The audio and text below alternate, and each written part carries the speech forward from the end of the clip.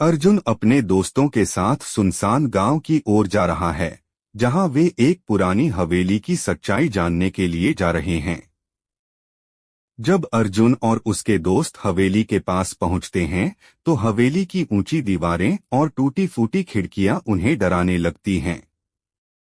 अर्जुन और उसके दोस्त हवेली के अंदर जाने का फैसला करते हैं, लेकिन जैसे ही वे दरवाजा खोलते हैं, अंदर की ठंडी हवा उन्हें भयभीत कर देती है। हवेली के अंदर घुसते ही अर्जुन और उसके दोस्तों को चारों ओर अंधेरा और सन्नाटा महसूस होता है। हवेली के अंदर एक पुरानी सीढ़ी उनकी राह रोकती है। जैसे ही अर्जुन सीढ़ी चढ़ता है, उसे हवेली के अंदर अजीब सी खड़खड़ाहट और फुसफुसाहट की आवाजें सुनाई देने लगती हैं। अर्जुन को अचानक दीवार पर एक परछाई दिखाई देती है, जो हवेली के अंदर किसी खोई हुई आत्मा की हो सकती है। अर्जुन अपने डर को काबू में करता है और आगे बढ़ता है ताकि हवेली के रहस्य का पता लगाया जा सके।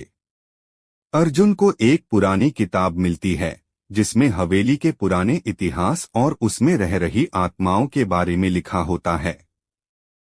जैसे ही अर्जुन सच्चाई के करीब पहुंचता है, हवेली के अंदर भूतों की परछाइयां चारों ओर घूमने लगती हैं। अर्जुन को हवेली के नीचे एक गुप्त तहखाने का पता चलता है, जहां असली रहस्य छिपा हुआ है। तहखाने के अंदर अर्जुन को एक पुरानी मूर्ति मिलती है, जो गांव में हो रही सभी घटनाओं की जड़ है।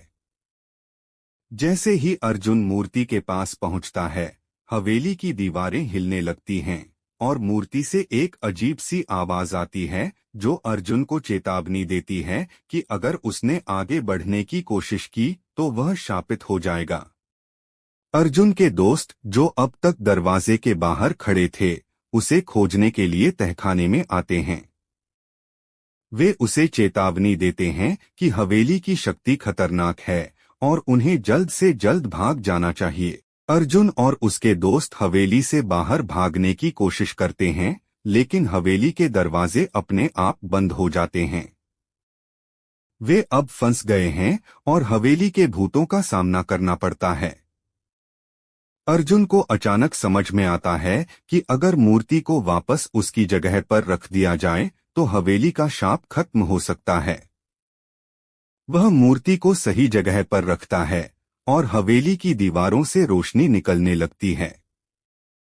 अंत में हवेली का शाप टूट जाता है और सब कुछ शांत हो जाता है।